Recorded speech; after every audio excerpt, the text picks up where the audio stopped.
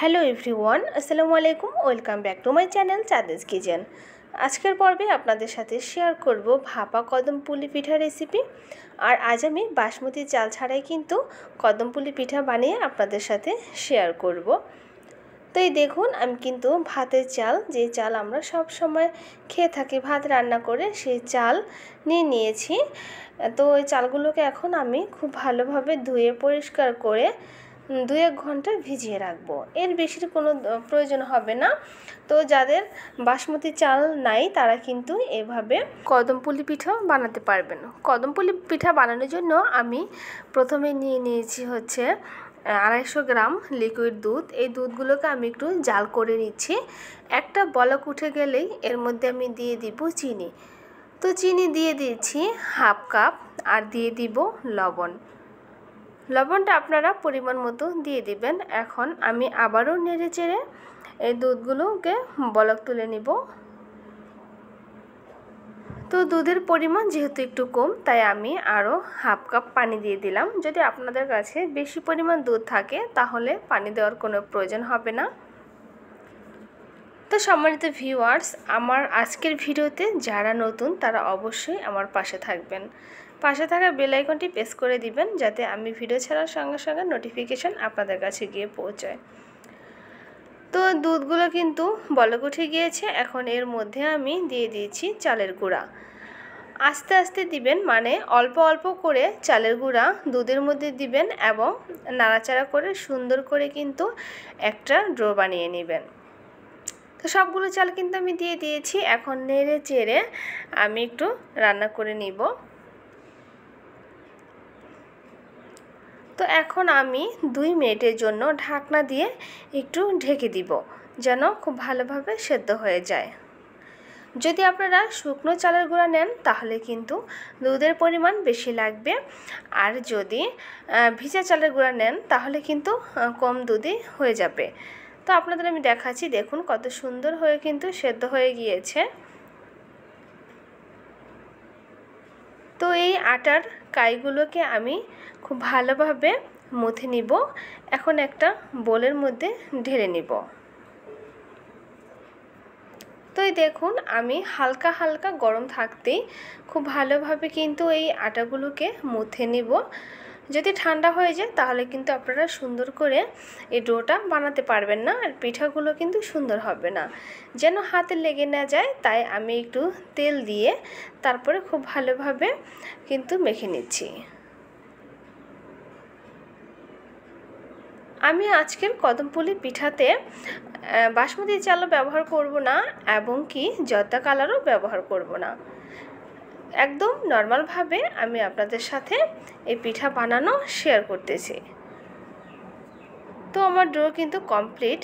এখন আমি কিছুটা আটা নিয়ে নিব এবং ছোট ছোট করে লিচি কেটে নিব।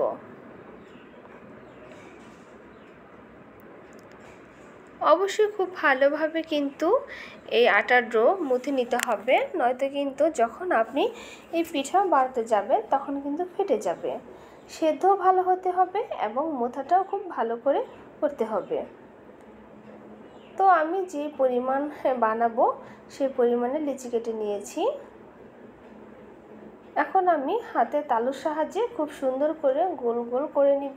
ভিডিওটি অনেক বড় হয়ে যাবে, তাই কিন্তু পুর কীভাবে বানাবো সেটা কিন্তু আমি আপনাদের সাথে শেয়ার করিনি।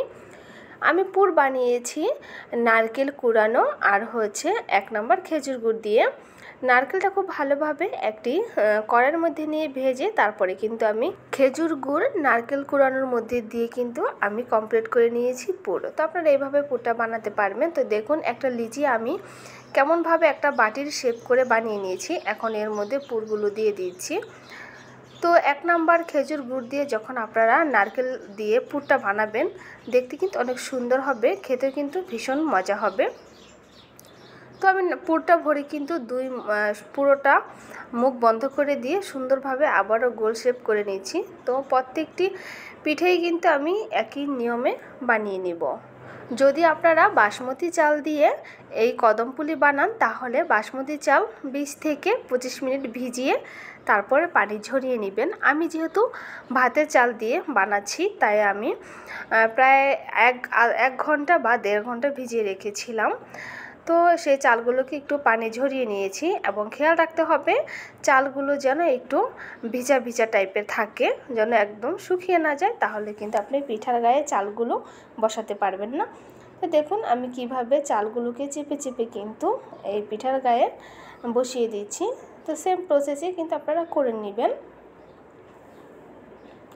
আপনারা চাইলে এই নিয়মে কিন্তু বাসমতি চাল দিয়েও কদমপুলি বানাতে পারেন। তো আমার কাছে বাসমতি চাল ছিল না, তাই আমি একদম সহজেই কিন্তু ভাতের চাল দিয়ে বানিয়ে নিচ্ছি। বাসমতি চাল নাই তাই বলে কি কদম পিঠা খাবো না, এটা তো কখনো হতেই পারে না। তাই আমি ভাতের চালে বানিয়ে নিয়েছি। দেখুন সবগুলো কিন্তু বানানো হয়ে গিয়েছে। এদিকে আমি একটা পাতিলের মধ্যে পানি নিয়ে নিব। এই তো পানি নিয়ে নিয়েছি। এখন এই পানিগুলোকে আমি বলক তুলে নিব। নিয়ে নিয়েছি একটা জালি, প্লাস্টিকের জালি নিয়েছি। আপনারা চাইলে যে কোনো স্ট্যান্ডার নিতে পারেন, তো আমার কাছে ছিল না, প্লাস্টিকের জালি আছে। আমি জালির সাহায্যে কিন্তু পিঠাগুলোকে ভাপিয়ে নিব। তো সুন্দর করে একটু তেল ব্রাশ করে নিচ্ছি। এখন এর মধ্যে আমি পিঠাগুলো বসিয়ে দিব। চাইলে আপনারা আরও বড় জালি নিতে পারেন, যেহেতু যেন অনেকগুলো পিঠা বসানো যায়। যেহেতু আমার জালি ছোট ছিল তাই কিন্তু আমি বেশি পিঠা বসাতে পারবো না। তো সেমভাবে কিন্তু আমি সবগুলো পিঠা ভাপিয়ে নিব।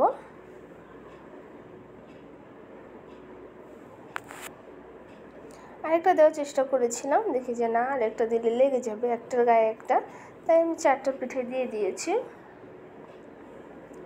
তো এখন আমি এই বলকানো পানির উপরে কিন্তু এখন জালিটা বসিয়ে ঢাকনা দিয়ে ঢেকে দিচ্ছি। প্রথমে ছোট একটা ঢাকনা ভিতরে দিয়ে দিলাম যেন ভাপটা না বের হয়। তো আরেকটা ঢাকনা দিতে চেয়েছিলাম কিন্তু সেটা বড় হয়ে গিয়েছে। এখন আমি অন্য আরেকটি ঢাকনা দিয়ে দিচ্ছি। তো দেখুন আমি ফিরে এসেছি 40 মিনিট পর। যদি আপনারা বাসমতি চাল দিয়ে এই কদমপুলি পিঠা বানান তাহলে কিন্তু 20 থেকে 25 মিনিটে হয়ে যাবে। আর যদি ভাতের চাল দিয়ে বানান তাহলে কিন্তু অনেক সময় লাগবে।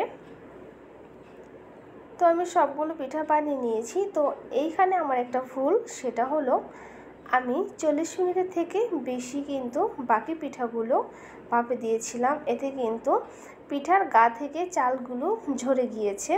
তো আপনারা দেখতে পাচ্ছেন। তো আমি ভিতর থেকে একটা কেটে আপনাদের দেখাচ্ছি। আর আমি প্রথম যে পিঠাগুলো বানিয়েছিলাম সেগুলো বাচ্চারা খেয়ে নিয়েছে।